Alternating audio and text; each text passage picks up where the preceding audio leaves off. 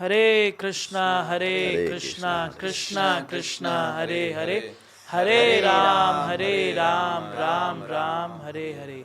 नमः ओं विष्णुपदाय कृष्ण पृष्ठाय भूतले श्रीमते भक्ति वेदांता स्वामी निति नामिने। नमस्ते सरस्वती देवे गौरवाणी प्रचारिणे निर्विशेष शून्यवादी पाश्चात्य देश तारिणे। Hare Krishna. International society for Krishna consciousness अंतर्राष्ट्रीय कृष्ण भावनामृत संघ इस्कॉन श्रीधाम मायापुर द्वारा संचालित एवं मायापुर टीवी द्वारा प्रसारित हमारे आध्यात्मिक प्रश्न उत्तर के इस हिंदी लाइव टॉक शो में सभी दर्शकों का हार्दिक स्वागत है।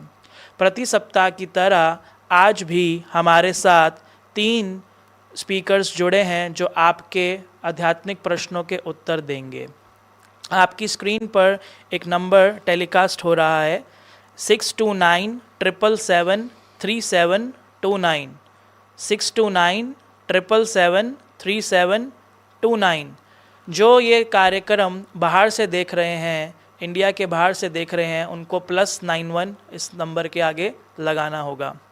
तो आप अपने प्रश्न हमारे इस लाइव टॉक शो में भेज सकते हैं व्हाट्सएप मैसेज के माध्यम से, टेलीग्राम मैसेज के माध्यम से या नॉर्मल मैसेज के माध्यम से। यूट्यूब और फेसबुक पे जो दर्शक देख रहे हैं वे अपने क्वेश्चंस, अपने प्रश्न कमेंट बॉक्स में भी छोड़ सकते हैं। तो हम उन प्रश्नों के उत्तर आज के हमारे साथ जुड़े हुए इन स्पीकर्स से पूछेंगे और प्रयास करेंगे कि आपके उन प्रश्नों की आपको सही से उत्तर मिल सके और आपकी इस आध्यात्मिक प्रगति में आपको सहायता मिले। तो आज हमारे साथ जुड़े हैं आश्रय गोविंद प्रभु जी, जो कि इस्कॉन मायापुर में काफ़ी सारी बहुत ही महत्वपूर्ण सेवाएं करते हैं, मैनेजरियल सर्विसेज करते हैं। साथ में जुड़े हैं हमारे श्रीधर गौर भक्त प्रभु जी, जो कि हमारे भक्तों के इस एक बहुत ही सुंदर स्कूल में टीचर हैं, पढ़ाते हैं हाई स्कूल में। और साथ में जगन्नाथ देव प्रभु जी हैं, जो कि बहुत ही उत्साहपूर्वक एक हमारे प्रचारक हैं हमारी संस्था के, जो बहुत सारे प्रवचन और इस सेवा से माध्यम से बहुत सारे भक्तों की सहायता करते हैं। तो जब तक हमारे प्रश्न कुछ आना शुरू होते हैं तो हम अपने आज के इन स्पीकर से कुछ थोड़ा सा बातचीत करते हैं। तो आश्रय गोविंद प्रभु जी, आप कृपया करके बताइए कि आप कैसे आप भक्ति में आए, कैसे आपका इस्कॉन संस्था से इंट्रोडक्शन हुआ, क्या चीज़ आपको प्रेरणा मिला जिससे आपको ये इतना सुंदर आपने अपना जीवन समर्पित किया श्रीला प्रभुपाद जी के चरणों में। Hare Krishna, thank you so much. Actually कई महीना पहले एक एपिसोड में मैं इसी सेशन में मैं था, तो जगन्नाथ देव प्रभु होस्ट थे उस समय। सेम क्वेश्चन उन्होंने पूछे थे मुझे। तो एक्चुअली मैं स्टूडेंट था उस समय। तो Srimad Bhakti Purushottam Maharaj, one of the our GBC और सन्यासी मायापुर के इस्कॉन के, उनकी कृपा से, अनुकंपा से मैं यूथ फोरम में ज्वाइन हो गया था। उसके बाद मैं टैली किया, मेटेरियल लाइफ और स्पिरिचुअल लाइफ, ये दोनों में अंतर क्या है और किस में ज़्यादा फ़ायदा है, मतलब स्पिरिचुअल फ़ायदा और हैप्पीनेस किस में है। तो मैं टैली किया, टैली करके देखा ये आध्यात्मिक जो जीवन है, ये जड़ जगत का जो जीवन है, इससे हजार नहीं, आप अनलिमिटेड गुना बोल सकते हैं। ज़्यादा फ़ायदा है, ज़्यादा हैप्पीनेस है। इससे बल्कि मैं 1999 में इस्कॉन सीधा मायापुर में आश्रम में ज्वाइन किया था। बस अभी हूँ मैं श्रील प्रभुपाद की सेवा में। हरे कृष्णा। तो बहुत सुंदर प्रभु जी ने बहुत सरल तरीके से हमारे दर्शकों को बताया कि कैसे प्रभु जी ने कितना लॉजिकली जो है वो एनालाइज करते हुए इस आध्यात्मिक जीवन को अपनाया। तो हमारे युवा पीढ़ी को भी इस बात से प्रेरणा मिलेगी कि कैसे वो भी आध्यात्मिक जीवन को युवा अवस्था में अपना सकते हैं, वृद्ध अवस्था का इंतज़ार ना करते हुए। साथ में हमारे साथ अब जुड़े हैं श्रीधर गौर भक्त प्रभु जी। तो आप अपना जीवन थोड़ा बताइए। आप पहली बार हमारे इस टॉक शो में आए हैं, तो हमारे दर्शकों को काफ़ी उत्साह मिलेगा आपका जीवन शैली जान के। धन्यवाद प्रभु जी। सर्वप्रथम मैं सभी लोगों का हार्दिक अभिवादन करना चाहता हूँ मुझे यह सेवा प्रदान करने के लिए। प्रभु जी, मैं जब बहुत छोटा था तभी मैं सोचता था कि इन तारों के पीछे क्या है। जैसे प्रभुपाद लिखते हैं ना प्रथम स्कंद में प्रथम श्लोक में कि व्यक्ति तारों के पीछे जानना चाहते हैं, तो मैं सोचता था कि उसके पीछे क्या है और उसके पीछे जो कुछ है उसके पीछे क्या है। इस प्रकार से मन में प्रश्न थे। फिर सन 2000 में याहू मैसेंजर स्टार्ट हुआ था, मतलब या फिर मैंने प्रथम बार उसको यूज़ करना स्टार्ट किया था। तो याहू मैसेंजर के माध्यम से हम लोग और देश के लोगों के साथ में चर्चा करते थे। तो मैं बहुत क्यूरियस था बहुत जानने के लिए कि लोग कैसे हैं, इन लोगों के विचार क्या हैं। तो मैं उनसे भी पूछता था कि आप लोगों के क्या विचार हैं इसके बारे में, इसके बाहर क्या है, संसार के बाहर। तो लोगों को लगता था कि ये पागल है और मुझे वो लॉग आउट कर देते थे। उसके बाद फिर सन 2000 में ही मैंने IIT जो एग्ज़ाम है उसकी तैयारी करी थी, तो मैं फ़ेल हो गया था। तो जीवन में पहली बार मैं फ़ेल हुआ था, पहली बार मैंने असफलता देखी थी जीवन में। क्योंकि उसमें तो या तो पास हो या फिर फेल हो, ऐसा नहीं है कि तो 33% आए 40% आए, वो तो पास या फेल है। फिर मैं उसके बाद ये प्रश्न आने लगा मन में कि जो कुछ लोग ऐसे भी थे जो उतने योग्य नहीं थे, वो पास हो गए। कुछ लोग ऐसे भी थे जो बहुत योग्य थे, वो पास नहीं हुए। मैं योग्य नहीं था पर फिर भी मैंने देखा लोगों को, जो लोग योग्य थे वो पास नहीं हुए। फिर ये प्रश्न आने लगा कि ऐसा क्यों हुआ। तो उसी समय पर जब मैं घर वापस आया अपने, तो बहुत चिंता में था, क्योंकि पहली बार सब लोगों को देख रहा हूँ मैं असफलता के रूप में। फिर मेरा एक मित्र था बचपन का जो वृंदावन में शास्त्र पढ़ने गया था, तो वो आता था और बताता था वृंदावन में ऐसा होता है, ऐसे बाबा हैं वृंदावन में। तो उस समय मेरे मन में आया कि जाके देखता हूँ वृंदावन में है क्या। वृंदावन गया, वहाँ मैं न चाहते हुए भी मैं जो मुख्य मंदिर हैं वहाँ पर राधा दामोदर मंदिर, राधा रमण मंदिर, जो मुख्य गोस्वामी के मंदिर हैं, वहाँ मैं ऐसे ही चला गया और उनकी स्वीकृति मिलती रही मुझे। और मैं इस्कॉन मंदिर भी गया पहली बार, वहाँ बोले कि अंग्रेज मंदिर है, तो जाके देखते हैं कैसा है अंग्रेज मंदिर। वहाँ मैं प्रभुपाद को देखा, प्रभुपाद समाधि देखी। इस प्रकार से कृपा मिली प्रभुपाद की। उसके बाद जब मैं कॉलेज में आया तो वहाँ पर भक्तों से मुलाकात हुई और भक्तों की कृपा से फिर मैं धीरे धीरे इस्कॉन मंदिर जाने लगा। धीरे धीरे जो फिलॉसफी है, दर्शन है चैतन्य महाप्रभु का, वो सीखने लगा, अच्छा लगने लगा। तो फिर मैं इस प्रकार से 2012 में मैं पहली बार जप करना स्टार्ट कर दिया। हरि बोल। तो बहुत बहुत धन्यवाद प्रभु जी, जिन आपने अपना अच्छा जीवन का बहुत विस्तार से बताया कि किस प्रकार से आपको जिज्ञासा जो है वो भगवान के समीप ले गई और भक्तों का संग प्राप्त हुआ और आप इस आध्यात्मिक जीवन को स्वीकार कर सके। तो जगन्नाथ देव प्रभु जी को सब जानते हैं। तो हम अपने प्रश्नों की तरफ आगे बढ़ेंगे। तो कुछ प्रश्न भी आ रहे हैं और कुछ पिछले प्रश्न भी छूटे हुए हैं जो हम पिछले सप्ताह में नहीं ले पाए थे। और पिछले सप्ताह हमारा हुआ नहीं था टॉक शो, तो भी भक्तों ने प्रश्न भेजे थे। तो पहला प्रश्न है आश्रय गोविंद प्रभु जी से। ये सुखदेव पूछ रहे हैं पानीपत से, जीवन में इतना संघर्ष क्यों है?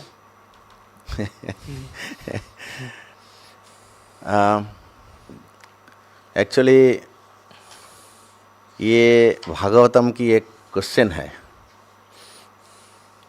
कलियुग का लक्षण जो है, ये कलियुग का लक्षण के बारे में ये क्वेश्चन है। तो सुखदेव गोस्वामी ने क्वेश्चन किए, पर ये भौतिक जगत है, ये भौतिक जगत का तो एक लक्षण ही है ना। आप कुछ भी करो तो आपका दुख मिलेगा, क्योंकि कोई भी सेटिस्फाइड नहीं है। जो देने वाला है वो भी सेटिस्फाइड नहीं है, जो लेने वाला है वही भी सेटिस्फाइड नहीं है। जो सोने वाला है, अगर उसको आप थोड़ा सा एक गद्दी दीजिए फिर भी सेटिस्फाइड नहीं है, अगर एक डनलॉप कंपनी का आप एक क्या बोलते हैं उसको मैट्रेस दो तो भी सेटिस्फाइड नहीं है। तो ये भौतिक जगत का ही एक मतलब एक कमाल है, कुछ भी करिए आप सेटिस्फाइड नहीं है। पर अगर आध्यात्मिक जगत की माध्यम से अगर देखेंगे, मैं शुरू में बोला था कि इंट्रोडक्शन में मैं क्यों ज्वाइन किया, क्योंकि मैं टैली किया, ये आध्यात्मिक जगत में सेटिस्फेक्शन मिलता है, सुख मिलता है, आनंद मिलता है, जो भौतिक जगत में नहीं है ना। ऐसा हो सकता है एक ही फैमिली में हस्बैंड वाइफ के लिए कुछ कर रहा है, वाइफ भी खुश नहीं है, हस्बैंड भी खुश नहीं है, और वाइफ हस्बैंड के लिए कर रहा है फिर भी खुश नहीं है। लड़का पिताजी के लिए कुछ कर रहा है, लड़का भी खुश नहीं है, पिता भी खुश नहीं है। तो होल ये जो भौतिक जगत है ये खुश करने का जगत नहीं है, लेकिन एक माध्यम है जो सुखदेव गोस्वामी परीक्षित महाराज भागवतम में एकदम अच्छा से लिखे हैं, वर्णन किए हैं, श्रील प्रभुपाद जी ने उसके बाद परपट दिए हैं। अगर किसी ने भगवान श्री कृष्ण की चरण में शरण ले, उनके लिए कुछ करे, तब भगवान खुश हो जाएगा, तो ये जगत खुश हो जाएगा। एक श्लोक है ना भगवत गीता में, क्या श्लोक है वो, भोक्ताराम यज्ञ तपस्यम सर्वलोक महेश्वरम सुहृदम सर्वभूतानाम ज्ञत्वा माम शांतिर्मिच्छति, शांतिर्मिच्छति। भगवान ने बोला कि मेरे लिए कुछ भी करो, शांति मिलेगा। क्योंकि ये भौतिक जगत का हर आदमी, हर व्यक्ति, इधर अबल वृद्ध वनिता, सब ने शांति के पीछे चल रहा है, भाग रहा है, शांति का पीछे भाग रहा है, लेकिन वास्तविक रूप से किसी को शांति नहीं मिल रहा है, क्योंकि सब कृष्ण से बाहर है, कृष्ण से दूर है, आध्यात्मिक जगत से दूर है ना। इसी बल के जब चैतन्य महाप्रभु तपन मिश्र से मिलने के लिए गए थे इलाहाबाद नहीं वाराणसी, उस समय सनातन गोस्वामी फर्स्ट मीट किया महाप्रभु के साथ। क्वेश्चन क्या था, केने अमाय कह रहे क्या के आमी केने अमाय जारेता पत्रा यहा नहीं जानी अमी केमने ही तहाय, हु एम आई, मेरा ओरिजिनल क्या है, स्वरूप क्या है, मुझे क्या करना चाहिए, और मुझे दुख मिल रहा है, ये दुख से कैसे निकल सकते हैं। एक ही माध्यम है आध्यात्मिक जगत के साथ मिलना, तो आपको सुख मिलेगा, शांति मिलेगा, सेटिस्फेक्शन मिलेगा, आनंद मिलेगा। इसी बल के ये भौतिक जगत में कहीं भी जाइए, श्रील प्रभुपाद सब जगह में सेंटर खोल के रखा है। अब जहां कहीं भी जाइए आप, आओ इस्कॉन में आध्यात्मिक जगत के साथ बस मीट करो, आपको सुकून मिलेगा। सिर्फ ये क्वेश्चन नहीं, हर क्वेश्चन का आंसर मिल जाएगा आपको। हरे कृष्णा। बहुत सुंदर प्रभु जी ने जो इस प्रश्न की जड़ पर जाकर उस पर प्रहार किया है कि कैसे, जो प्रश्न पूछ रहे थे कि जीवन में इतना संघर्ष क्यों है, तो प्रभु जी ने बड़ा सटीक उसका उत्तर दिया, क्योंकि संतुष्टि नहीं है, इसीलिए व्यक्ति जो है वो खुशी की तलाश में संघर्ष करता रहता है, प्रयास करता रहता है। अगले प्रश्न पे चलते हैं हम श्रीधर गौर भक्त प्रभु जी से। केशव अरोड़ा देहरादून से पूछ रहे हैं, मानव जीवन का उद्देश्य क्या है? बहुत ही सुंदर प्रश्न है। जीवेर स्वरूप होए कृष्णेर नित्यदास, चैतन्य महाप्रभु ने कहा है कि हर जीव भगवान श्री कृष्ण का अंश है, और हम सबका मुख्य उद्देश्य है कि उस संबंध को वापस से रिवाइव करना, उस जिस संबंध को हम भूल चुके हैं। कृष्णा भूलिया जीव भोग वांछा करे, कि हम लोग भगवान को भूल चुके हैं और फिर हम भौतिक जीवन में सुख ढूंढ रहे हैं। पर परम सुख तो तभी मिलेगा जब हम वापस से उस संबंध को स्थापित कर लेंगे जो हमारा भगवान के साथ में है, और यही जीवन का उद्देश्य है। बहुत सरल उत्तर प्रभु जी ने दिया कि जैसा आश्रय गोविंद प्रभु जी के उत्तर से इसमें विस्तार करते हुए कि जो है वो जीव का, सभी जीवों का, खाली मानव मनुष्य की नहीं, सभी जीवों का जो है वो कृष्ण से संबंध है और कृष्ण की सेवा करने का ही उद्देश्य है। अगला प्रश्न पे चलते हैं। अंजलि मेहता केरला से पूछ रही हैं, जगन्नाथ देव प्रभु जी के लिए है ये प्रश्न। मैं किसी से प्यार करती थी और अब उसे भूलकर गौड़ीय वैष्णवी बनने की कोशिश कर रही हूँ, कृपया मार्गदर्शन करें ताकि मैं अपना लक्ष्य प्राप्त कर सकूं। तो ये प्रश्न प्रत्येक व्यक्ति संसार में जो आए हैं पहले तो कृष्ण से ही प्रेम करते थे, फिर इस संसार में आके किसी से प्रेम करना पड़ता है। फिर जब यहाँ से वो थक जाते हैं और थकने के बाद पूरी तरह इतना विचलित हो जाते हैं, कहीं पर शांति नहीं, जैसे जो 2 प्रश्न का उत्तर हमारे श्रीधर प्रभु जी और आश्रय गोविंद प्रभु जी ने दिया कि भगवान को भूलने के कारण ही हमारे जीवन में दुख है। तो वो व्यक्ति, वो लड़की जो किसी से प्यार किए, तो प्रेम का अर्थ क्या है? सुकून, शांति, आनंद की प्राप्ति। लेकिन जिससे प्यार किया उससे उनको शांति नहीं मिला। दैट मीन्स वो प्यार है ही नहीं। जैसे शिला प्रभुपाद एग्जाम्पल देते मछली का। मछली जब तक पानी में रहेंगे तब तक उनको खाने का, रहने का सब कुछ फैसिलिटी उपलब्ध है। अगर उन मछली को अगर पानी से बाहर निकाल दिया जाए और उनको हलवा, गुलाब जामुन, अच्छा सा बिस्तर, एसी, फ्रिज सब कुछ प्रदान करेंगे, फिर भी मछली को संतुष्टि फील नहीं होगा। तो उसी प्रकार जो माता जी बोले कि मैं किसी से प्यार करती थी, अभी मैं गौड़ीय वैष्णव बनने की कोशिश कर रही हूँ, तो आपका जीवन धन्य है। जो सेकंड क्वेश्चन आया था कि मानव जीवन का उद्देश्य क्या है, तो मानव जीवन का उद्देश्य है कि आप गौड़ीय वैष्णव में आए। तो बहुत धन्यवाद प्रभु जी आपका, जो आपने इस उत्तर के माध्यम से माता जी को मार्गदर्शन किया। और मैं धन्यवाद देना चाहूँगा ऐसे दर्शकों का जो अपने जीवन की समस्याओं को लेकर आते हैं और बताते हैं, पूछना चाहते हैं, और इन प्रश्नों के इन उत्तर जो मिलते हैं उससे लाभ उठा रहे हैं। तो बड़ी खुशी की बात है कि हमारा ये मायापुर टीवी जो हिंदी टॉक शो के माध्यम से हम भक्तों के जीवन में जा पा रहे हैं, उनसे सुन पा रहे हैं, यहाँ पर सीधा मायापुर में बैठकर उनकी बातें सुन पा रहे हैं, उनको उत्तर दे पा रहे हैं।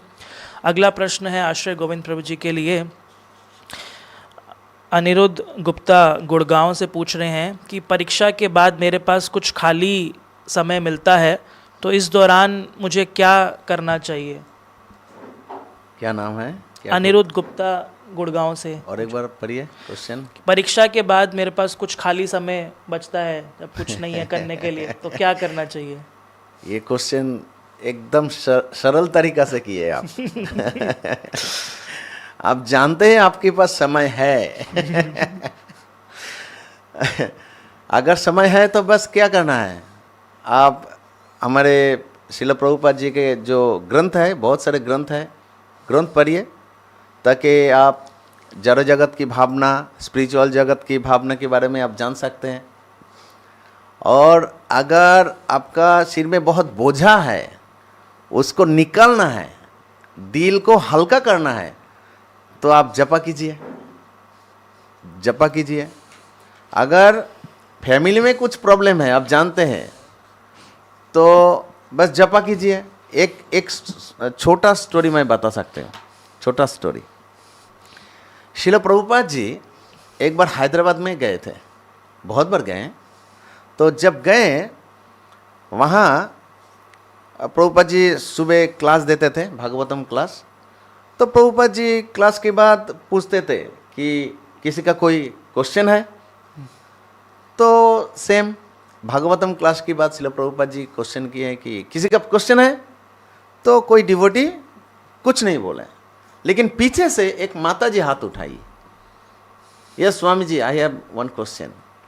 तो माता जी सामने आई तो पूछे, बोले कि मेरा धन का कोई कम नहीं है, मेरा गाड़ी 4-5 गाड़ी है, और हैदराबाद सिटी में 5-6 बंगलो है, बहुत बड़ा बिजनेस है, लेकिन संसार में शांति नहीं है, तो क्या करेंगे?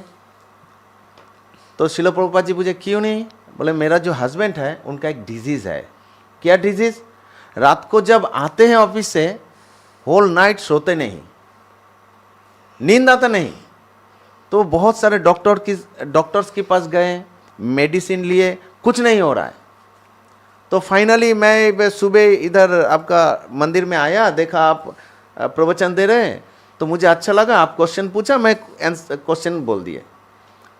तो श्रील प्रभुपाद जी बोले कि आपका हस्बैंड, सबसे पहले प्रभुपाद पूछे आपका हस्बैंड के पास समय है?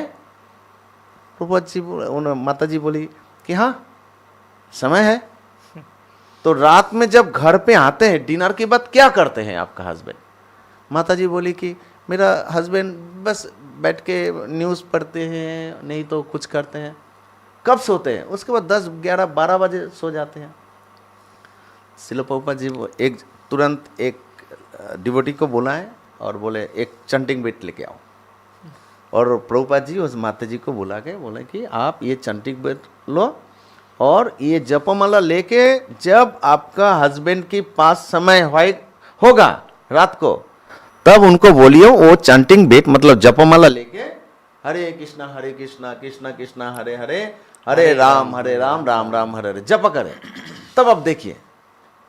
तो माता जी घर गई, प्रभुपाद जी से हाथ से माला लिया, तो लेके घर गई। घर जाके हस्बैंड को बोला ये वो स्वामी जी आपको एक माला दिया, आप जप करो। तो बोला ठीक है। बोला स्वामी जी दिया है, जब शुरू किया।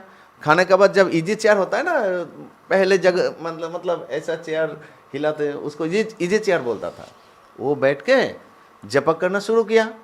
और उधर जो माता जी रूम पे सो गई। तो जब नींद टूटा माता जी को, तो उस समय देखा उसका हस्बैंड का हाथ में माला है और सो गया।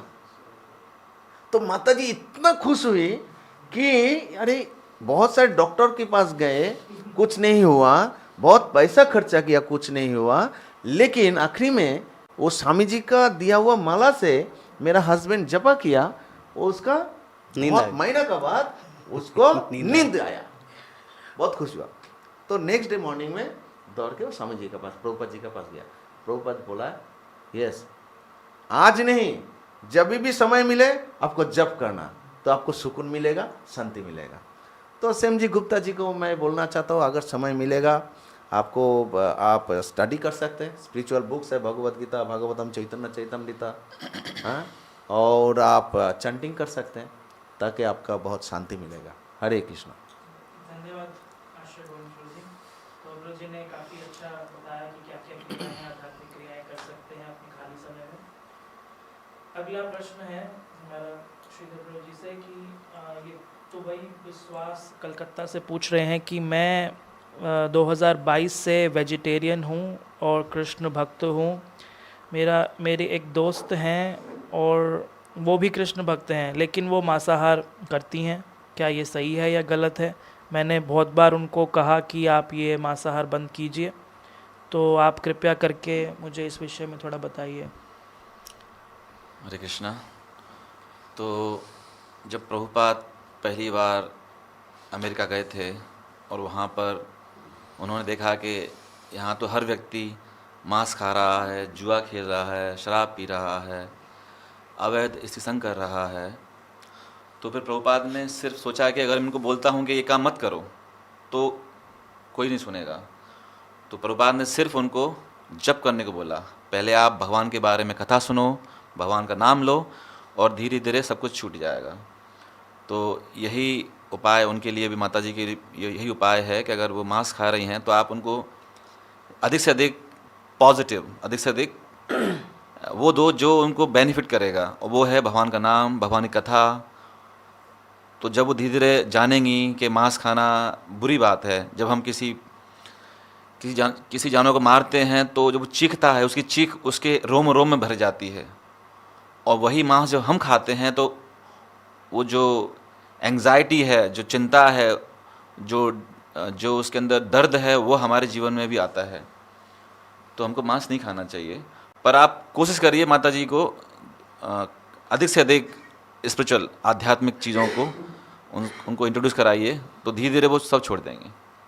हरे कृष्णा। मैं कुछ ऐड करूं? यस प्रभु जी प्लीज़। एक व्यक्ति था, तो वो भक्त नहीं था, लेकिन उसका जो लड़का था वो यूथ फोरम का स्टूडेंट था, मतलब वो जपा करता था फॉर जो प्रिंसिपल रेगुलेटिव है वो मेंटेन कर रहा था। लेकिन वो एक दिन मेरा पास आया, प्रभु जी मेरा पिताजी ना मुझे आपका इधर आने नहीं देता है, मैं छुप छुप के आता हूँ, लेकिन घर में सब मच्छी मांस ऐसा खाता है और मुझे भी खाने के लिए इन लोग इंसिस्ट करता है, लेकिन मैं उनको बोलता हूँ आप छोड़ दो, वो छोड़ते नहीं।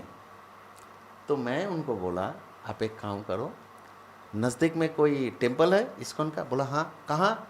ISKCON Albert road. ISKCON Albert road, उधर रेस्टोरेंट है, अगर पैसा नहीं है जब उधर दोपहर में लंच प्रसाद लेते हो, कुछ प्रसाद घर के लिए लेके जाओ। ऐसा करो, लगातार कुछ दिन करो, जब प्रसाद का टेस्ट मिल जाएगा उन लोगों को, और प्रसादम में पावर है, prasadam non different from Krishna. Krishna ने खुद बोला है ना, ये प्रसाद और मैं अभिन्न हूँ, है ना।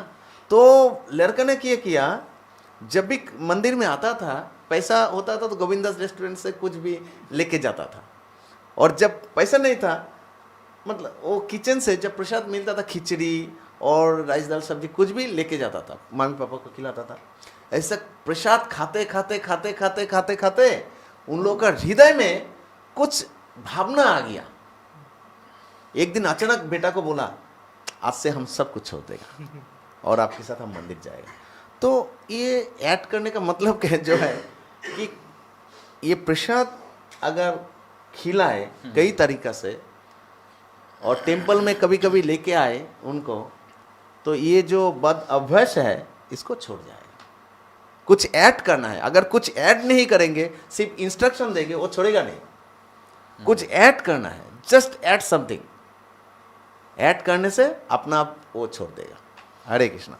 तो यहाँ पर हमारे एक और दर्शक के प्रश्न का उत्तर भी आ गया। इनका भी प्रश्न था कि इन्होंने नाम तो नहीं बताया अपना, तो इनका प्रश्न था मेरी पत्नी मुझे मांसाहार खाने के लिए मजबूर करती है, मैं क्या करूँ।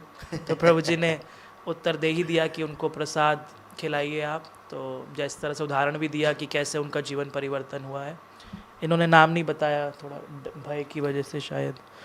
तो अगला प्रश्न है हमारा जगन्नाथ देव जी के लिए। अजय भाटिया पिपली से पूछ रहे हैं, हरियाणा, आप लोग शास्त्र वितरण पर इतना जोर क्यों देते हैं? शास्त्र वितरण पे जोर इसलिए देते हैं क्योंकि सारा संसार मूर्खों से भरा हुआ है। क्योंकि हम लोग जो कॉलेज जाते हैं, स्कूल जाते हैं, पाठशाला में जाते हैं, गुरुकुल जाते हैं, किस लिए जाते हैं? वही शास्त्र को पढ़ने के लिए। ABCD बाकी वर्णमाला ये सब क्या है? वो तो शास्त्र का ही एक अंग है। लेकिन ये जो बुक डिस्ट्रीब्यूशन है, विशेषकर कृष्ण भावनामृत का, इस्कॉन का बुक, इसमें क्या है ना, सीधा भगवत धाम की वार्ताएं हैं। जब वो वार्ता, वो मैसेज हमारे कान में घुसेंगे तो वो अपना काम शुरू कर देंगे कि हम इस जगत के प्राणी नहीं हैं।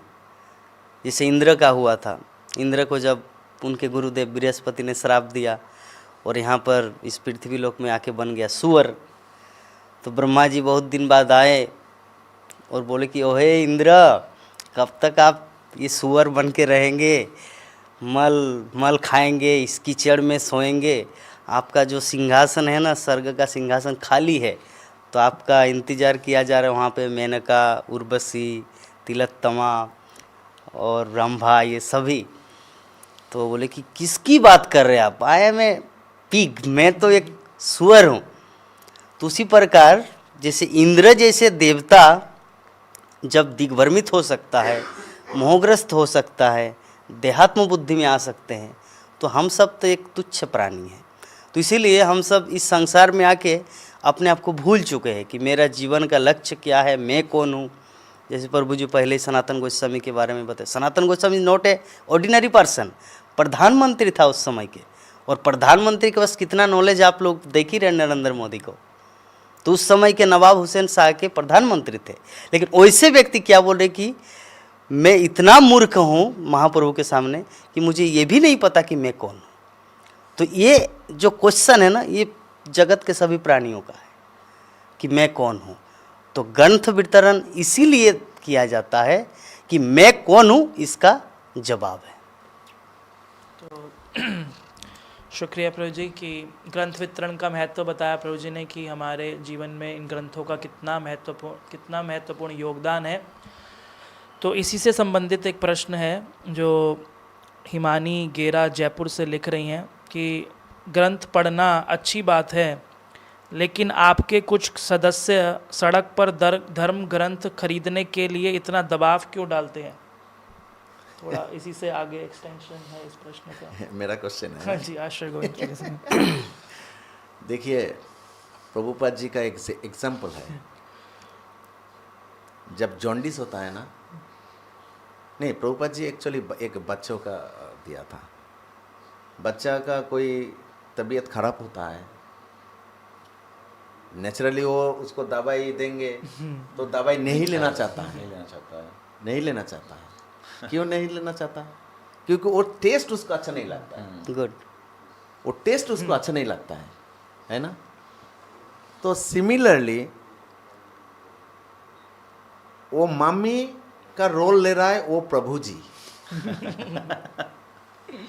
मम्मी और डॉक्टर का रोल ले रहा है इस्कॉन का प्रभु जी, जिन लोग सड़क बाय पे। फोर्सली बुक देने के लिए सड़क में निकल गया। क्योंकि वो जानते हैं अगर ये ग्रंथ अगर किसी का पास एक बार पहुंचे तो वो खुद का परिचय वो जानेंगे, क्या करना चाहिए। जैसे कि लास्ट वीक में मैं भगवत गीता क्लास दे रहा था। लाकीली एक श्लोक आया भगवत गीता का 16.5 का। वो श्लोक में बोला गया है कि कौन असुर है कौन देव है। मतलब असुर और देव का गुणावली दिया है, हाँ? कंपेयर किया है।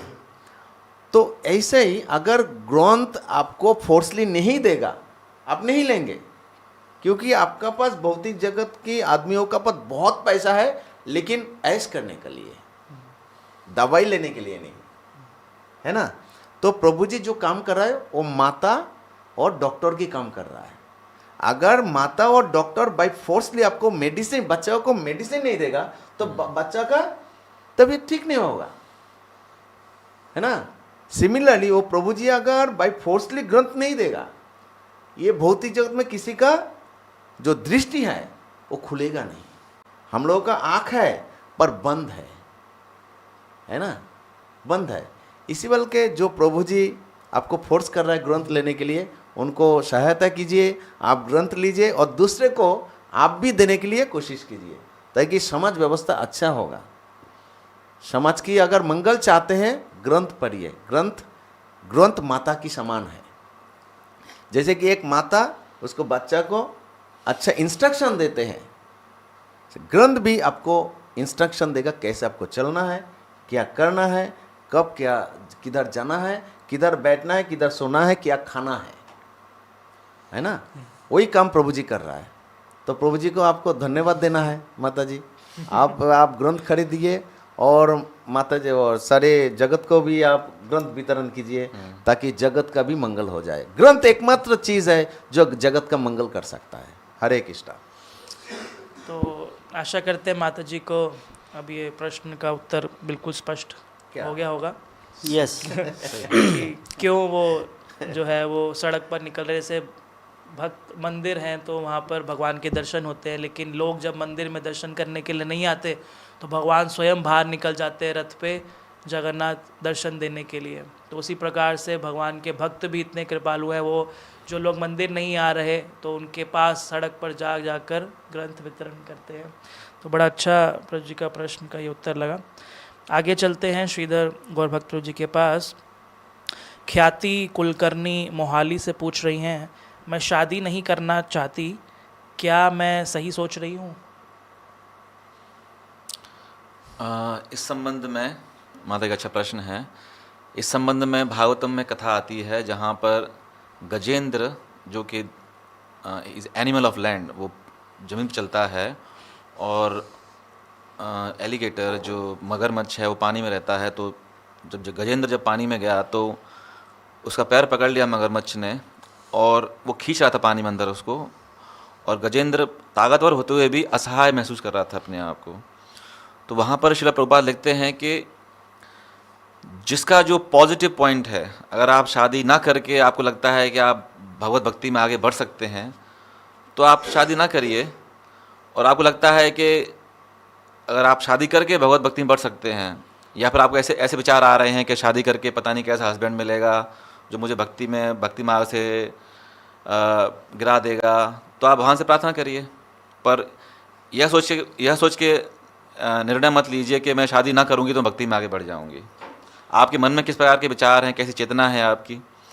और इन जनरल हमारे शास्त्र में इस प्रकार का है कि जो बहुत एक्सेप्शनल माताजी हुई हैं इतिहास में, उन्होंने शादी नहीं करी है, पर इन जनरल सामान्य तौर पर सभी माताजी को प्रभुपाद का निर्देश था कि आप शादी करिए और गृहस्थ जीवन बताइए, क्योंकि एक माता के लिए वो एक बच्चे और गृहस्थ जीवन वो एक उसके एनवायरनमेंट रहता है जहाँ पर वो अपने आप को सेफ फील करती है और वहाँ पर अपने आप को वो अपना बेस्ट दे सकती है।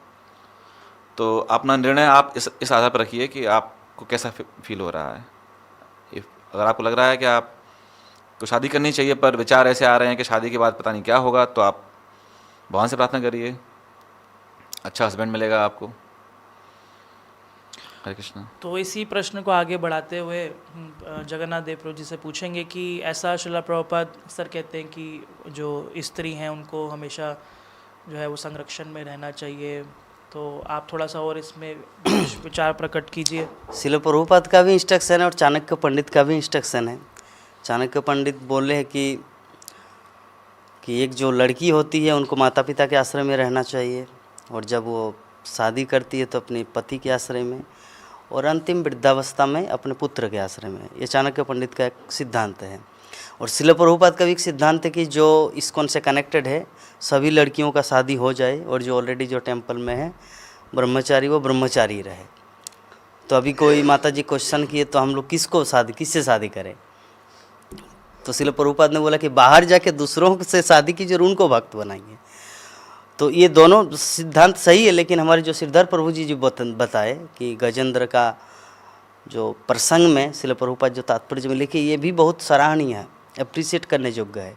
क्योंकि मान लीजिए कोई लड़की सोच रहे कि नहीं पता नहीं आजकल किस तरह के लड़का मिल जाएगा, शराब पिएंगे या मुझे मारेंगे या तलाक देंगे या डिवोर्स होंगे या दूसरी लड़की के साथ कोई चक्कर रहेगा, उनका क्या होगा। तो इसीलिए अगर उनको डर है तो बेटर है कि लीव एलोन रहे। लेकिन इस संबंध में और एक चीज़ मैं ऐड करना चाहता हूँ जो मेरे खुद के लाइफ में हुआ है। जब मैं ब्रह्मचारी आश्रम में था तो उस समय हमारे श्रीपाद आश्रय गोविंद प्रभु ही मेरे मॉनिटर या आश्रय ही था समझिए। तो मैं प्रभु जी से पूछता था, प्रभु जी इस विषय में क्या किया जाए, क्योंकि मान लीजिए कि 50 साल के बाद मेरे हृदय में कभी ऐसी वासना जग गए ब्रह्मचारी आश्रम में ज्वाइन करने के बाद, लाल कपड़ा हूँ और कि मुझे अभी शादी करना है। तो उस समय मैं तो मानधाता नहीं हूँ या नहीं मैं सौभरी ऋषि हूँ कि अपने शरीर को एकदम पूरा वृद्धा को युवक बना दूँ और मानधाता को बोलो कि आपकी 50 लड़की को दो मैं शादी करता हूँ। ये तो संभव नहीं है। I am a ordinary person. तो मैं प्रभु जी को पूछा तो प्रभु जी ने एक ही चीज़ बताई, पहले आप अपने गुरुदेव से बात कीजिए, श्रीमद् भक्ति चरण स्वामी गुरु महाराज से। उस समय गुरुदेव था इस संसार में।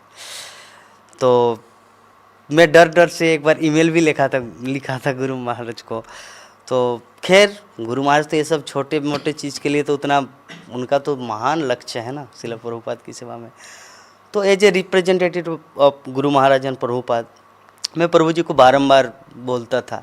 तो आश्रय गोविंद प्रभु फिर मुझे वही चीज़ बोलते थे कि आप मान लीजिए कि किसी कारणवश शादी आपका हो ही गया तो कैसे सर्वाइविंग करेंगे, ऐसे प्रकार। तो मन में एक चिंता आता है कि सच में कैसे सर्वाइवल किया जाए, कैसे जीवन निर्वाह किया जाए। तो प्रश्न ये जटिल है, इसीलिए किसी मतलब प्रश्न का जो सार है या मतलब जो कंक्लूजन है, किसी एक सीनियर वैष्णव से आपको सलाह लेना है, वो आपको अच्छा गाइड करेंगे। श्रीधर प्रभु जी जो बोले कि आपके मन में आप जो सोच रहे अच्छा है कि आप जिसमें अच्छा कंफर्टेबल फील करें, दिस इज गुड, पर better is to ask some senior devotee those who instruct you finally what you will do। तो दोनों ही भक्तों ने अच्छा विस्तार से इस प्रश्न का उत्तर देने का प्रयास किया, और क्योंकि ये निजी प्रश्न है तो माता जी कैसे हैं, क्या स्वभाव है, क्या उनके लिए बेहतर है। तो जो इसको कंक्लूड करते हुए प्रभु जी ने बहुत अच्छा जो समाधान बताया है कि किसी वरिष्ठ वैष्णव से आप जो है सलाह मशवरा कीजिए और वो बेहतर आपका जीवन के बारे में जानकर बता पाएंगे। तो अगला प्रश्न है कि भूषण त्रिपाठी मानेसर से पूछ रहे हैं, कृष्ण ने राधा से विवाह क्यों नहीं किया? कहाँ से है वो? मानेसर, ये आई थिंक गुड़गांव के आगे Okay. पड़ता है कहीं, मानेसर वो। तो प्रभु जी आपके जगन्नाथ देव प्रभु का क्वेश्चन है। नहीं मेरा तो हो वो गया। थोड़ा वही वाला क्वेश्चन आगे चला गया था। अब आप क्या और एक बार कृष्ण, वो विवाह की बात चल रही है इसलिए वो किसी ने विवाह का ही प्रश्न पूछ लिया, कृष्ण ने राधा से विवाह क्यों नहीं किया? ये क्वेश्चन सिर्फ आपके नहीं है इस जगत में डिवोटी छोड़ के 99.9% आदमियों का क्वेश्चन है। यस। कृष्ण ने राधा रानी को क्यों शादी नहीं किया? एक ही उत्तर हो सकता है, राधा रानी कृष्ण को प्यार किया शादी के लिए नहीं, इम्प्रेस करने के लिए नहीं। जैसे कि भौतिक जगत में इम्प्रेस करते हैं, एक लड़का एक लड़की को इम्प्रेस करते हैं और लड़की लड़का को इम्प्रेस करते हैं। ये इम्प्रेस्ड की बात राधा और कृष्ण में नहीं है, ये सेवा भाव है। शास्त्र में सारे गोस्वामी ने, आचार्यगण ने तात्पर्य दिए हैं कि Radha Rani she is best servant of lord Krishna. इसमें प्रेम है, बट ये भक्ति प्रेम है ना। तो इसमें कृष्णा राधा रानी का शादी नहीं किया क्योंकि राधा रानी को प्यार करते थे, क्योंकि शादी का लायक नहीं थे। लायक नहीं, उससे ऊपर था राधा रानी, उससे ऊपर। तो इसी बल के राधा रानी का जो भाव है प्रेम देखने के लिए, उसका प्रेम कितना डीप है। कृष्ण का इच्छा हुआ एक बार कि राधा रानी मुझे प्रेम करती है, लेकिन उसका गहरा कितना है वो देखने के लिए कृष्ण चैतन्य महाप्रभु के रूप लेके कलियुग में आए हैं। हाँ? पर राधा रानी वो भगवान श्री कृष्ण की बहुत अच्छे सर्वेंट थे। ये स्वामी स्त्री जो हस्बैंड वाइफ का कोई रिलेशन उन लोग के अंदर नहीं था। और मेटेरियल जो हमारा आजकल हो रहा है ना, वो सब भी राधा और कृष्ण में नहीं थे। एकदम पवित्र शुद्ध संपर्क थे। उसमें जो फैमिली लाइफ का कोई प्रोजेक्ट नहीं था, उधर सेवा भाव था। हरे कृष्ण। तो जैसा कि प्रभु जी ने बताया कि 99.9% लोगों का ये प्रश्न रहता है, तो इसमें थोड़ा सा और किसी भक्त का कुछ और इसमें कुछ हो ऐड ऑन करना चाहते हैं तो? इस संबंध में एक भक्त बोल रहे थे एक बार कि एक आदमी रेड लाइट पे खड़ा है और क्योंकि लाइट रेड है तो वो जा नहीं पा रहा है, और उसके ऊपर से एक हवाई जहाज निकल गया। अब वो सोच रहा है कि इस हवाई जहाज ने तो उसको रेड लाइट को फॉलो ही नहीं किया। तो हम जो भौतिक जगत के प्राणी हैं, हम अपनी भावनाओं को भगवान पर थोपते हैं कि वो भी शादी करें नहीं करें। पर इस संबंध में कथा और आती है कि जब ब्रह्मा जी ने सारे ग्वालों को चुरा लिया था, उस समय भगवान श्री कृष्ण ने अपने आप को विस्तार किया था सारे ग्वालों के रूप में। और उसी समय पर पूर्णमासी ने वृंदावन जितने भी लड़कियां थी सबकी शादी करा दी थी। तो वहाँ पर भगवान ने शादी भी करी थी भांडीर वन में। और उसके अलावा ये तो अंदरूनी है, उनकी लीलाएं इस प्रकार की हैं कि आप उनको वाइट ब्लैक में नहीं डाल सकते, शादी करी है कि नहीं करी है।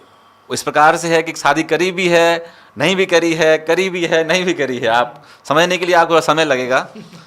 और उसके अलावा जो अभिमन्यु था, उनका जो हस्बैंड था, सो कॉल्ड हस्बैंड, वो भगवान की परछाई थे। वो भगवान श्री कृष्ण की परछाई थे जो अभिमन्यु थे। तो वो शादी उन्होंने परछाई से करी भगवान से, दुनिया के सामने, और अंदरूनी शादी भगवान ने करी थी उनसे।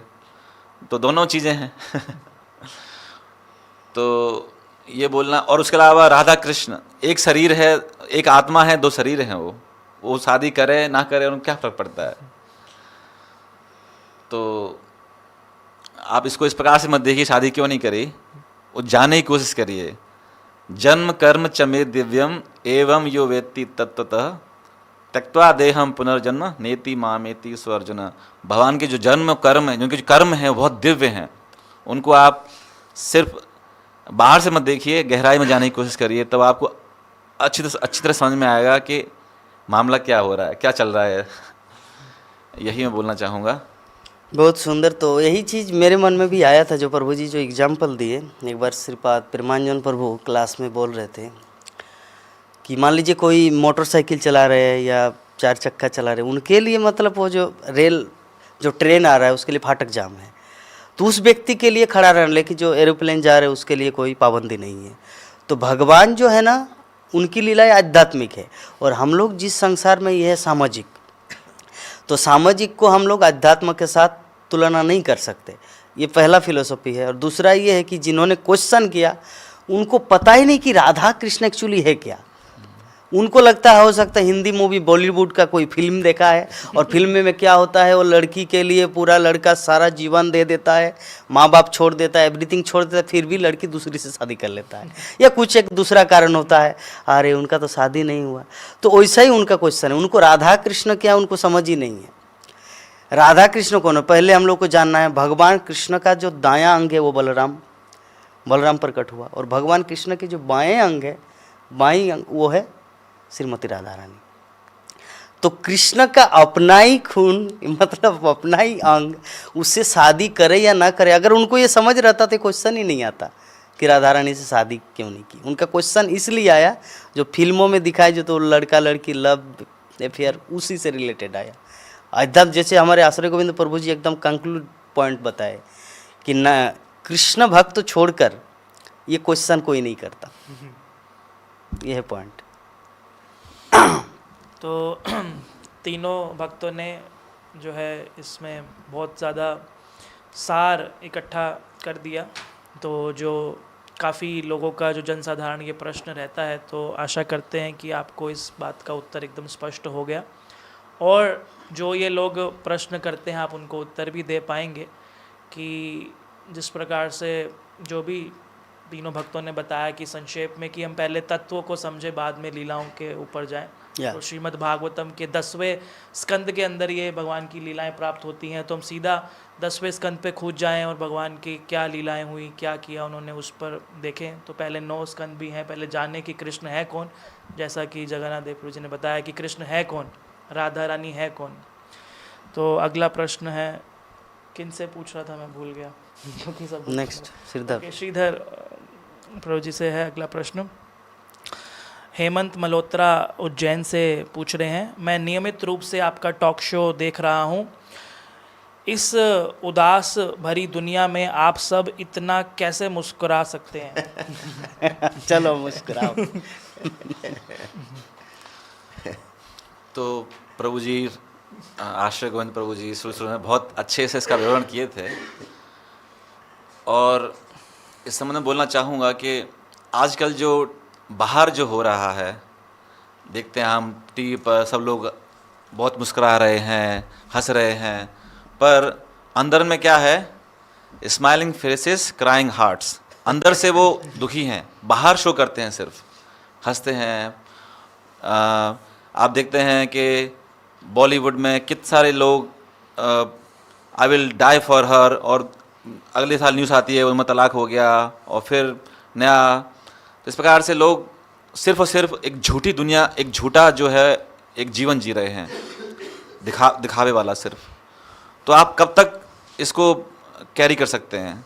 पर जो भक्त लोग हैं, जो जिन्होंने भगवान के बारे में जाना है, अपना भगवान के बारे में जीवन जानने के बाद उस संबंध में जो कार्य कर रहे हैं कि हाँ, जो भगवान श्री कृष्ण हैं वो हैं, उनका जो स्वभाव है वो है आनंदमय अभ्यासा। वो बाय नेचर, वो उनका जो स्वरूप है by nature he is happy. वो एक जो है ना, एक मूर्ति है, सुख की मूर्ति है। तो जब हम जिस प्रकार से हम अग्नि के पास जाते हैं तो हमको ऊष्मा महसूस होती है, इसी प्रकार से हम भगवान के पास जाते हैं जो खुद आनंदमय है, तो बहुत स्वाभाविक है कि हम भी आनंद प्राप्त करेंगे।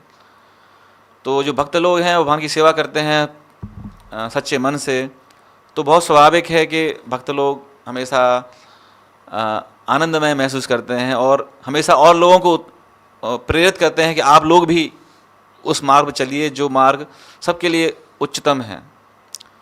तो यही प्रश्न है इसका, यही उत्तर है इसका कि आप भगवान के सानिध्य में जाइए, भगवान के बारे में समझिए, तो फिर क्या होगा कि आपको भी आनंद की अनुभूति होगी।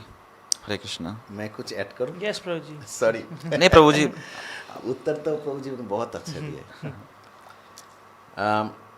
एक बार मैं कलकत्ता टेम्पल में गया था, तो उधर पास में मिंटू पार्क है, पार्क।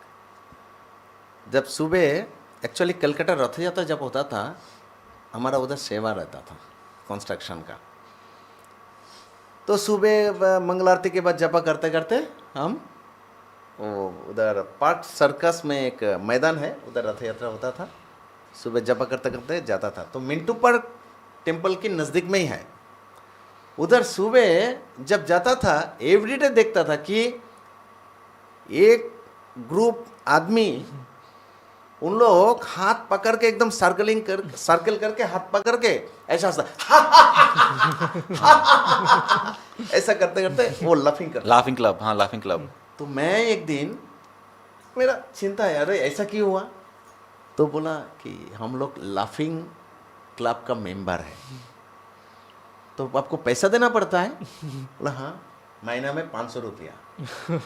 तो हाँ, आजकल भौतिक जगत में हंसने के लिए भी पैसा देना पड़ता है, जिन लोग डिवोटी नहीं है। पर प्रभु जी ने अच्छा से बताया कि भगवान कृष्ण ने, उन्होंने रसमय, हास्य रसमय विग्रह स्वरूपा, भगवान कृष्ण ने हास्य स्वरूपा रसमय विग्रह, जिनकी अंदर इतना रस है और हास्य है। भगवान कृष्ण को कभी देखिए वो हंसता है, कभी देखिए, कभी बोलता है ऐसा करके रहता है, ऐसा तो कभी नहीं करता है, क्योंकि उनके मन में कोई दुख नहीं है।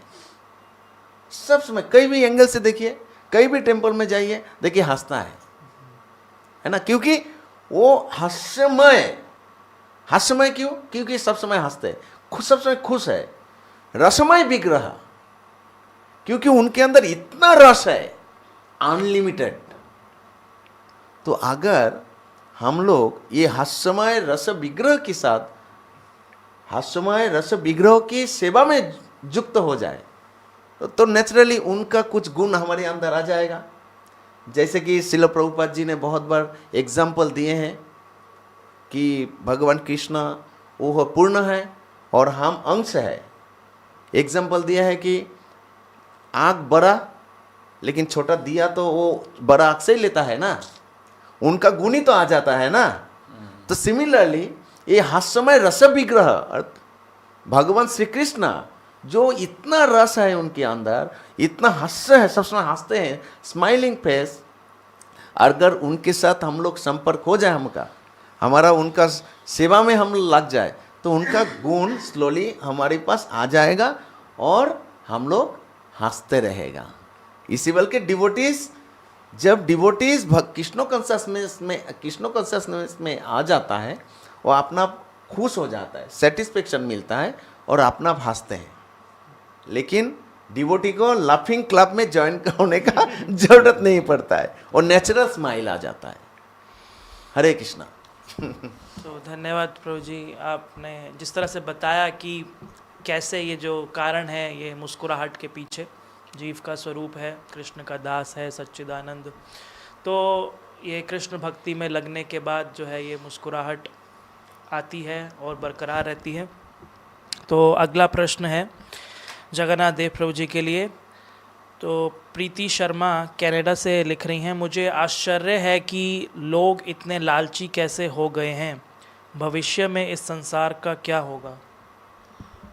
ये प्रश्न अच्छा है, लेकिन वो जो पिछले वाला जो प्रश्न था, प्रश्न मुझे बहुत अच्छा लगा था, कितना शायरी भाव से वो लिखे थे। एक बार पढ़िए ना। ये जो हाँ, जो प्रभु जी को पूछे, श्रीधर प्रभु को और आश्रय प्रभु जो आंसर दिए। आप संसार में इतना दुख है तो मुझे नहीं नहीं, उदासी ऐसा। मैं नियमित रूप से आपका टॉक शो देख रहा हूँ। हाँ, इस उदास दुनिया में आप सब इतना कैसे मुस्कुरा सकते मतलब कितना शायरी तरीके से मतलब प्रेजेंट किए हैं। तो जैसे हमारे, चलिए नेक्स्ट लालची का मैं प्रश्न का उत्तर दूंगा, तो इसमें थोड़ा सा मैं ऐड करना था, मैं भूल गया। तो कि क्यों मतलब हम सब जो इस्कॉन से कनेक्टेड होते हैं, इसलिए प्रभुपाद के टीचिंग को ले लेते अपनाते हैं, वो क्यों इतना आनंदित होते हैं। और जैसे हमारे आश्रय प्रभु जी बोले कि हर मंदिर में भगवान सब समय मुस्कुराते रहते हैं, इसका कारण क्या है? इसका कारण ये है कि कृष्ण जो है उनको पता है सब कुछ, एवरीथिंग। उसी तरह जब हम लोगों को सब कुछ पता चल जाएगा ना, तब हम लोग भी दुखी नहीं रहेंगे। इसका कारण क्या है? जैसे एक व्यक्ति दुखी क्यों है? क्योंकि उनको पता नहीं कि अगले दिन उनका क्या होने वाला है। हो सकता है अभी बैंक, अगर बैंक ही डूब गए, 1 करोड़ रुपया बैंक में रखा हुआ, अगर बैंक डूब गया तो क्या होगा हाल। जिस घर में, फ्लैट में, अगर वो बिल्डिंग, अगर भूकंप आ जाए, विभिन्न तरीके से व्यक्ति, बेटा है इतना बड़ा अभी तक शादी नहीं हो रहा, एक चिंता, बेटी बड़ी है, पता नहीं समय पे अगर शादी न हो और समाज में कुछ अगर कलंक, तो विभिन्न प्रकार से व्यक्ति दुखी होता है।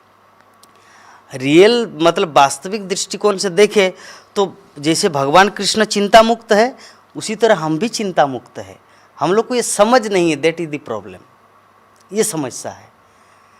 एक चीज़ सोचना चाहिए कि जब हम लोग कुछ भी नहीं जानते थे, उस समय भी भगवान की इच्छा से, प्रकृति के नियम अनुसार माता के गर्भ में, मतलब माँ के स्तन में दूध आए और हम लोग दूध को पान किए।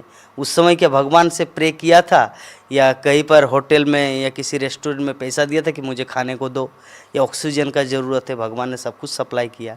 तो अब तक आपका उम्र मान लीजिए 30 साल है या 40 साल है, भगवान आपको खिलाया पिलाया, तो बाकी का ज़िंदगी क्यों नहीं खिलाएंगे, क्यों नहीं पिलाएंगे?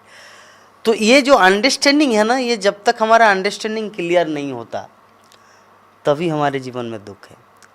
अन्यथा सब कुछ भगवान की इच्छा से चलता। प्रकृति क्रियमाणानि गुणै कर्माणि सर्वशः, सब कुछ भगवान की इच्छा से चल रहा है।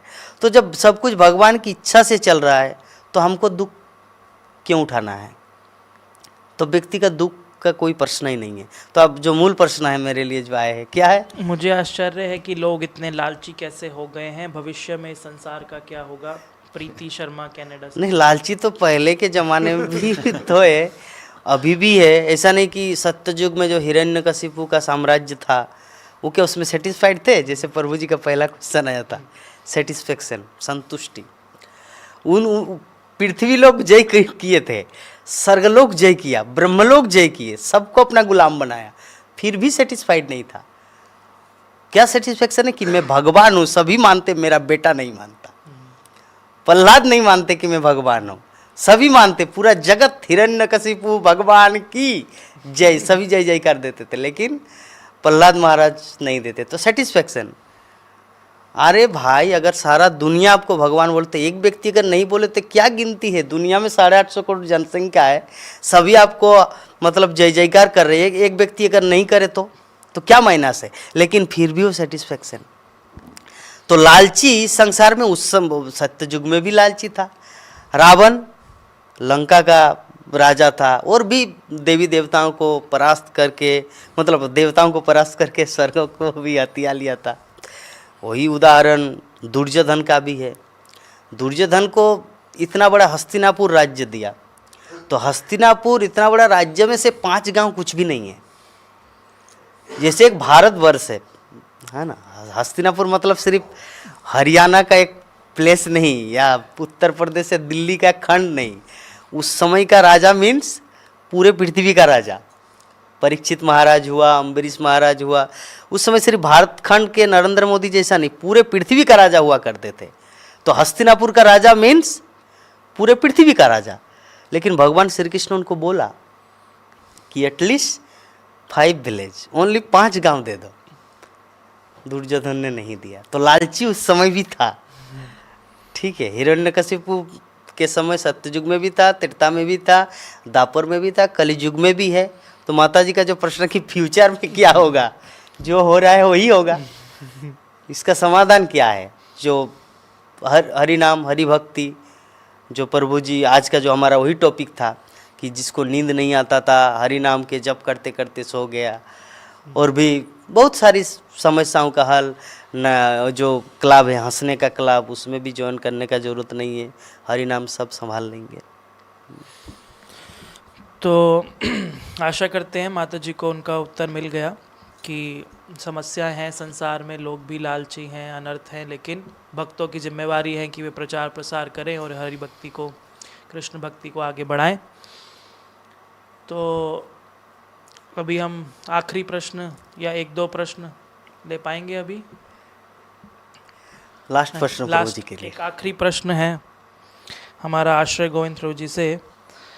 ये सिलचर से पूछ रहे हैं हितेश बत्रा कि आप सुबह 4:30 बजे उठकर कैसे डांस कर पाते हैं? ये आपका क्वेश्चन है, बहुत अच्छा क्वेश्चन है। आप सिलचर में कहाँ रहते हैं मुझे मालूम नहीं। 2024 15, 16, 17 ऑफ फरवरी मैं सिलचर में रहूँगा, इस्कॉन के आसपास में, उधर एक प्रोग्राम है, आप आइए। इसका आंसर मैं संक्षेप में दे देता हूँ, विस्तार रूप से अगर कुछ भी जानना चाहते उस समय आइए। तो देखिए, रामदेव बाबा का अगर योगा देखेंगे, उन लोग भी बोलते सुबह उठ के चाय मत पियो, डायरेक्ट उठ के जंप करो, नहीं तो मॉर्निंग वॉक करो, नहीं तो बैठ के जो प्राणायाम करो, कपालभाति करो, है ना। तो वही तो हम लोग कर रहा है। अगर आपका फिजिकल कोई चैलेंज रहेगा, अगर तो आजकल तो अर्थराइटिस और क्या क्या सब हो गया ना, ये सब से मुक्त होने के लिए आपको जंप करना ही पड़ेगा। तो आप, हम लोग क्यों करते हैं? हम लोग करते भगवान को खुश करने के लिए। और भगवान को खुश करने कैसे करते हैं? भगवान के लिए आप नाचेंगे, कूदेंगे, कीर्तन करेंगे, कुछ भी करेंगे, भगवान खुश हो जाता है। और हम लोग का इस्कॉन डिवोटी का, कोई भी डिवोटी का एक ही मोटिव है, भगवान को खुश करें।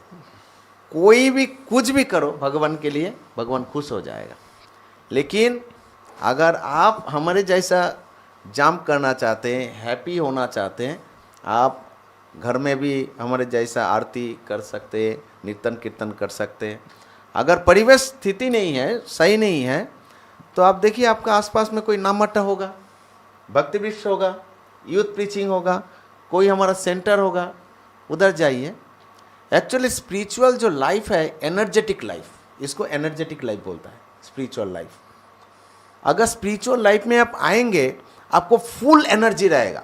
सिर्फ सुबह नहीं, जब भी आप सोइए उठ के आप कूदिए, कोई प्रॉब्लम नहीं, आपका कोई प्रॉब्लम नहीं। तो एक व्यक्ति था, ये आखिरी क्वेश्चन है, आखिरी स्टोरी है। एक व्यक्ति था, एक व्यक्ति, उनका स्पॉन्डिलाइटिस हुआ। तो डॉक्टर के पास गया, तो डॉक्टर ने बोला ये फिजियोथेरेपी करो, ये करो, वो करो, योगा करो, व्यायाम करो, कुछ भी करो। तो उसके बाद वो व्यक्ति सब कुछ किया, लेकिन 50% वो क्योर हुआ, लेकिन और 50% है ना। तो एक दिन व्यक्ति क्या हुआ है, साधु का काम क्या है, सबके पास जाओ, सबको उद्धार करो। जैसे कि एक माता जी ने प्रश्न किए, ये प्रभु जी लोग रास्ते में क्यों आ जाता है ग्रंथ बेचने के लिए, है ना। साधु का काम ही है दूसरों को हेल्प करना। तो एक साधु ने घूमते घूमते उनके घर पे आया, बोला क्या है, नहीं कुछ डोनेशन दो, जन्माष्टमी में आया है। अरे जन्माष्टमी तो हमारा 365 चल रहा है, हमारा हस्बैंड का तबीयत खराब है, बहुत पैसा जा रहा है।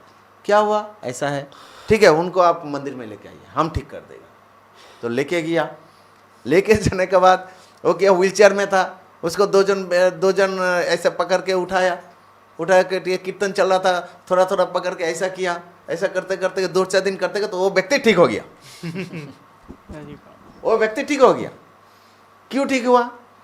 क्योंकि वो खुद के लिए नाचा नहीं, भला ये भक्तों की प्रेशर में नाचा है, पर भगवान उसने उल्टे साइड में है ना, वो क्या देख रहा है कि हम मुझे खुश करने के लिए वो नाच रहा है, तो उसको ठीक कर दिया। तो ये स्पिरिचुअल लाइफ है, एनर्जेटिक लाइफ है, स्पिरिचुअल लाइफ है, हैप्पीनेस लाइफ है, स्पिरिचुअल लाइफ है, सेटिस्फेक्शन लाइफ है। तो सुबह की अर्ली 4 बजे क्यों, कभी आप उठिए बिस्तर से, 8 बजे उठिए ना, कोई प्रॉब्लम नहीं, कीर्तन चला के नाचिए, आपका शरीर में जो भी प्रॉब्लम है आपका निकल जाएगा। हरे कृष्णा। तो भगवान की प्रसन्नता के लिए ही भगवान का सबसे प्रिय महीना दामोदर मास, आज कार्तिक मास भी प्रारंभ हो रहा है, तो भगवान की प्रसन्नता के लिए हम दीपदान कर सकते हैं। और आशा करते हैं कि हमारे दर्शकों को आज के इस लाइव टॉक शो से कुछ सहायता प्राप्त हुई हो और उनके आध्यात्मिक जीवन में उनको प्रगति करने में सहायता मिले। तो ऐसे ही उत्साह के साथ हम अगले सप्ताह मिलेंगे नए प्रश्नों के साथ, नए स्पीकर्स के साथ, और आपकी जिज्ञासा को दूर करने का प्रयास करेंगे। हरे कृष्णा हरे हरे कृष्णा हरे कृष्णा कृष्णा कृष्णा हरे हरे।